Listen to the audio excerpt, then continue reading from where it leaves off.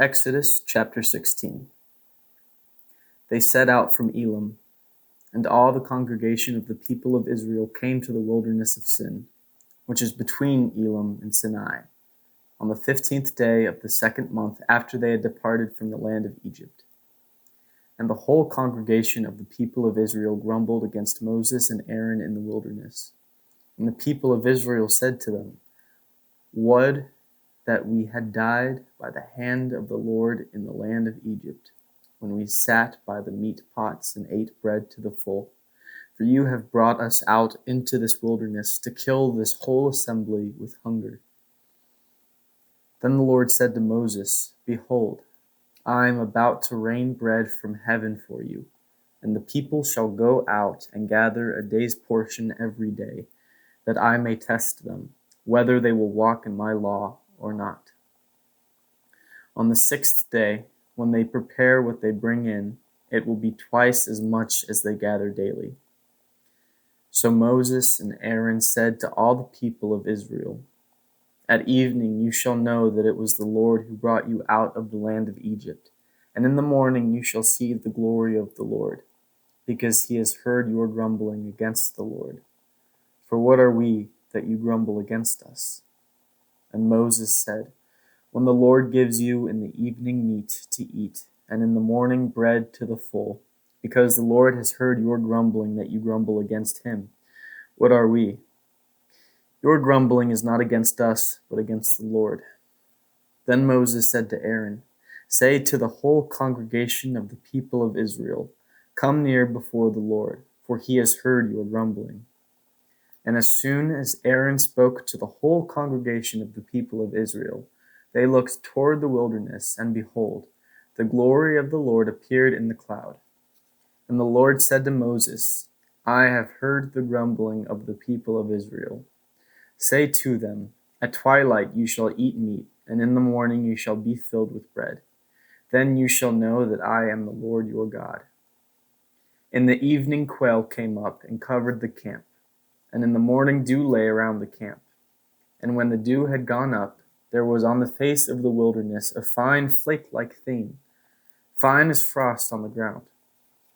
When the people of Israel saw it, they said to one another, "What is it?" For they did not know what it was. Moses said to them, "It is the bread that the Lord has given you to eat. This is what the Lord has commanded. Gather of it, each one of you, as much as he can eat. You shall each take an omer, according to the number of the persons that each one of you has in his tent." And the people of Israel did so. They gathered, some more, some less. But when they measured it with an omer, whoever gathered much had nothing left over, and whoever gathered little had no lack. Each of them gathered as much as he could eat. And Moses said to them, Let no one leave any of it over till the morning." But they did not listen to Moses. Some left part of it till the morning, and it bred worms and stank, and Moses was angry with them. Morning by morning they gathered it, each as much as he could, but when the sun grew hot, it melted. On the 6th day they gathered twice as much bread, 2 omers each. And when all the leaders of the congregation came and told Moses, he said to them, "This is what the Lord has commanded. Tomorrow is a day of solemn rest, a holy Sabbath to the Lord. Bake what you will bake, and boil what you will boil, and all that is left over lay aside to be kept till the morning." So they laid it aside till the morning, as Moses commanded them, and it did not stink, and there were no worms in it. Moses said, "Eat it today, for today is a Sabbath to the Lord. Today you will not find it in the field. 6 days you shall gather it, but on the 7th day, which is a Sabbath, there will be none." On the 7th day some of the people went out to gather, but they found none. And the Lord said to Moses, "How long will you refuse to keep my commandments and my laws? See, the Lord has given you the Sabbath. Therefore on the 6th day he gives you bread for 2 days. Remain each of you in his place. Let no one go out of his place on the 7th day." So the people rested on the 7th day. Now the house of Israel called its name manna. It was like a coriander seed, white, and the taste of it was like the wafers made with honey. Moses said, "This is what the Lord has commanded. Let an omer of it be kept throughout your generations, so that they may see the bread with which I fed you in the wilderness, and when I brought you out of the land of Egypt." And Moses said to Aaron, "Take a jar and put an omer of manna in it, and place it before the Lord to be kept throughout your generations." As the Lord commanded Moses, so Aaron placed it before the testimony to be kept. The people of Israel ate the manna 40 years, till they came to a habitable land. They ate the manna till they came to the border of the land of Canaan. An omer is the 10th part of an ephah. Chapter 17. All the congregation of the people of Israel moved on from the wilderness of Sin by stages, according to the commandment of the Lord, and camped at Rephidim, but there was no water for the people to drink. Therefore the people quarreled with Moses and said, "Give us water to drink." And Moses said to them, "Why do you quarrel with me? Why do you test the Lord?" But the people thirsted there for water, and the people grumbled against Moses and said, "Why did you bring us up out of Egypt, to kill us and our children and our livestock with thirst?" So Moses cried to the Lord, "What shall I do with this people? They are almost ready to stone me." And the Lord said to Moses, "Pass on before the people, taking with you some of the elders of Israel, and take in your hand the staff with which you struck the Nile, and go. Behold, I will stand before you there on the rock at Horeb, and you shall strike the rock, and water shall come out of it, and the people will drink." And Moses did so in the sight of the elders of Israel. And he called the name of the place Massah and Meribah, because of the quarreling of the people of Israel, and because they tested the Lord by saying, "Is the Lord among us or not?" Then Amalek came and fought with Israel at Rephidim. So Moses said to Joshua, "Choose for us men, and go out and fight with Amalek. Tomorrow I will stand on the top of the hill with the staff of God in my hand." So Joshua did as Moses told him, and fought with Amalek, while Moses, Aaron, and Hur went up to the top of the hill. Whenever Moses held up his hand, Israel prevailed, and whenever he lowered his hand, Amalek prevailed. But Moses' hands grew weary, so they took a stone and put it under him, and he sat on it, while Aaron and Hur held up his hands, one on one side and the other on the other side. So his hands were steady until the going down of the sun. And Joshua overwhelmed Amalek and his people with the sword. Then the Lord said to Moses, "Write this as a memorial in a book and recite it in the ears of Joshua, that I will utterly blot out the memory of Amalek from under heaven." And Moses built an altar and called the name of it, "The Lord is my banner," saying, "A hand upon the throne of the Lord. The Lord will have war with Amalek from generation to generation." Chapter 18. Jethro, the priest of Midian, Moses' father-in-law, heard of all that God had done for Moses and for Israel his people, how the Lord had brought Israel out of Egypt. Now Jethro, Moses' father-in-law, had taken Zipporah, Moses' wife, after he had sent her home, along with her 2 sons. The name of the one was Gershom, for he said, "I have been a sojourner in a foreign land." And the name of the other, Eliezer, for he said, "The God of my father was my help, and delivered me from the sword of Pharaoh." Jethro, Moses' father-in-law, came with his sons and his wife to Moses in the wilderness, where he was encamped at the mountain of God. And when he sent word to Moses, "I, your father-in-law Jethro, am coming to you with your wife and her 2 sons with her," Moses went out to meet his father-in-law and bowed down and kissed him. And they asked each other of their welfare and went into the tent. Then Moses told his father-in-law all that the Lord had done to Pharaoh and to the Egyptians for Israel's sake, all the hardship that had come upon them in the way, and how the Lord had delivered them. And Jethro rejoiced for all the good that the Lord had done to Israel, in that he had delivered them out of the hand of the Egyptians.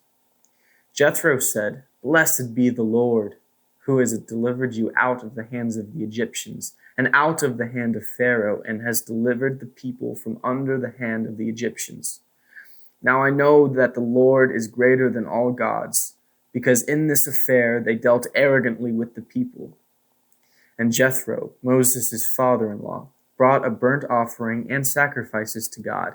And Aaron came with all the elders of Israel to eat bread with Moses' father-in-law before God.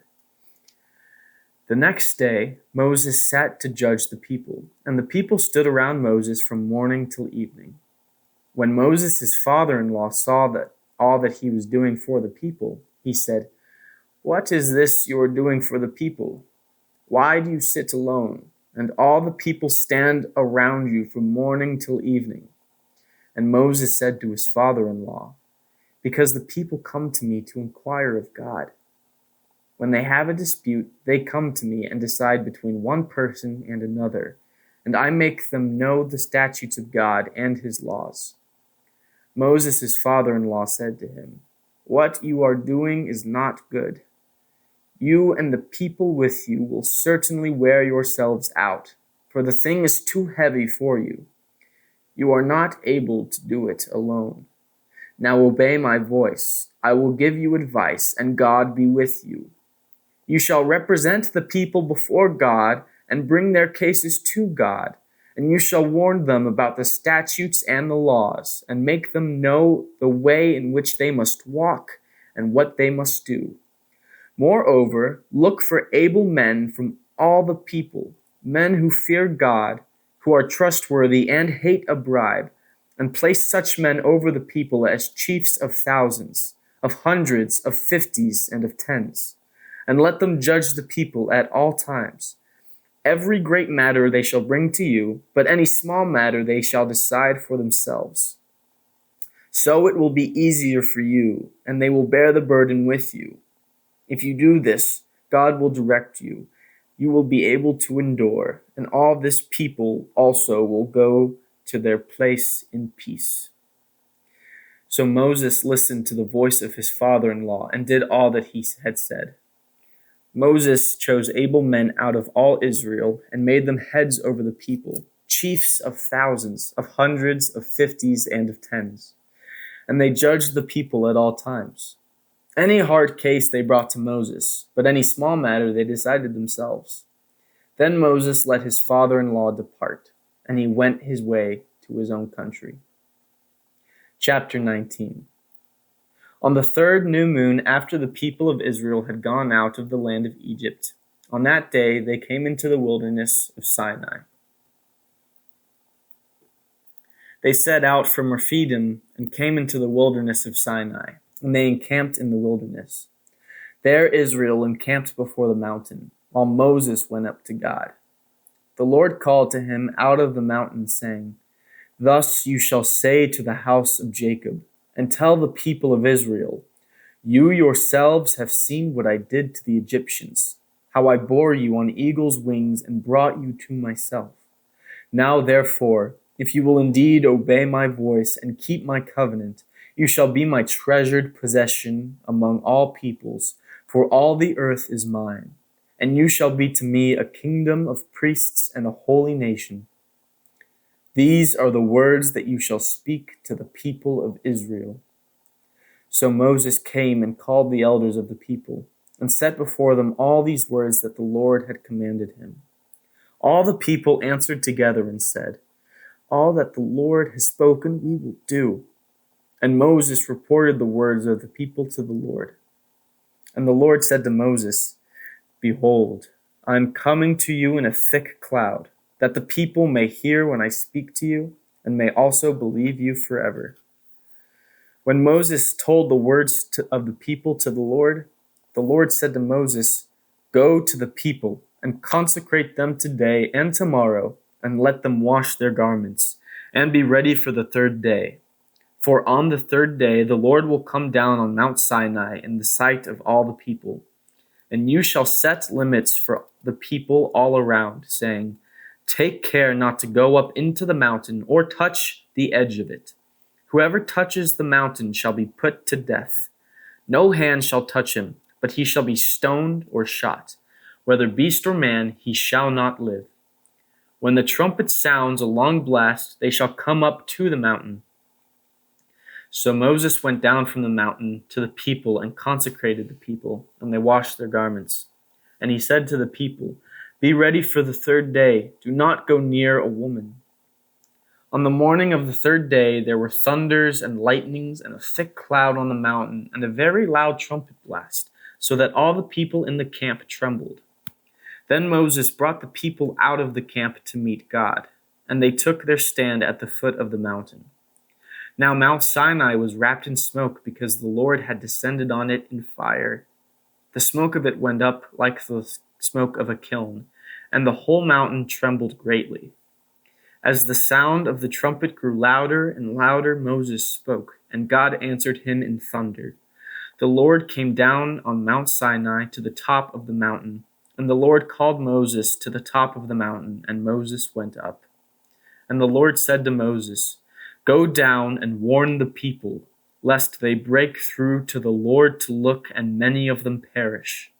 Also let the priests who come near to the Lord consecrate themselves, lest the Lord break out against them." And Moses said to the Lord, "The people cannot come to Mount Sinai, for you yourself warned us, saying, 'Set limits around the mountain and consecrate it.'" And the Lord said to him, "Go down and come up bringing Aaron with you.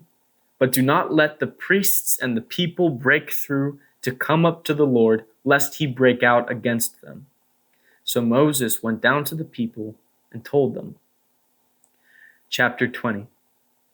And God spoke all these words, saying, "I am the Lord your God, who brought you out of the land of Egypt, out of the house of slavery. You shall have no other gods before me. You shall not make for yourself a carved image or any likeness of anything that is in heaven above, or that is in earth beneath, or that is in the water under the earth. You shall not bow down to them or serve them, for I, the Lord your God, am a jealous God, visiting the iniquity of the fathers on the children to the third and the fourth generation of those who hate me, but showing steadfast love to thousands of those who love me and keep my commandments. You shall not take the name of the Lord your God in vain, for the Lord will not hold him guiltless who takes his name in vain. Remember the Sabbath day to keep it holy. 6 days you shall labor and do all your work, but the seventh day is a Sabbath to the Lord your God. On it you shall not do any work, you or your son or your daughter, your male servant or your female servant, or your livestock, or the sojourner who is within your gates. For in 6 days the Lord made heaven and earth, the sea and all that is in them, and rested on the seventh day. Therefore the Lord blessed the Sabbath day and made it holy. Honor your father and your mother, that your days may be long in the land that the Lord your God is giving you. You shall not murder. You shall not commit adultery. You shall not steal. You shall not bear false witness against your neighbor. You shall not covet your neighbor's house. You shall not covet your neighbor's wife, or his male servant, or his female servant, or his ox, or his donkey, or anything that is your neighbor's. Now, when all the people saw the thunder and the flashes of lightning and the sound of the trumpet and the mountain smoking, the people were afraid and trembled, and they stood far off and said to Moses, "You speak to us, and we will listen, but do not let God speak to us, lest we die." Moses said to the people, "Do not fear, for God has come to test you, that the fear of him may be before you, that you may not sin." The people stood far off, while Moses drew near to the thick darkness where God was. And the Lord said to Moses, "Thus you shall say to the people of Israel, 'You have seen for yourselves that I have talked with you from heaven. You shall not make gods of silver to be with me, nor shall you make for yourselves gods of gold. An altar of earth you shall make for me, and sacrifice on it your burnt offerings and your peace offerings, your sheep and your oxen. In every place where I cause my name to be remembered, I will come to you and bless you. If you make me an altar of stone, you shall not build it of hewn stones. For if you wield your tool on it, you profane it. And you shall not go up by my steps to my altar, that your nakedness be not exposed on it.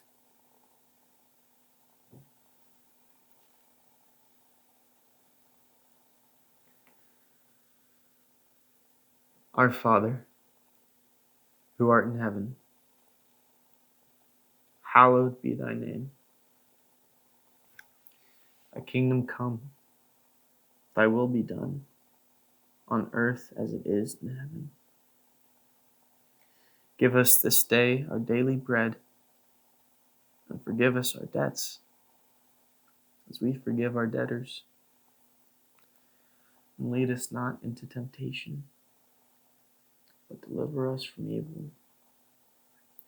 For thine is the kingdom, the power, glory forever and ever.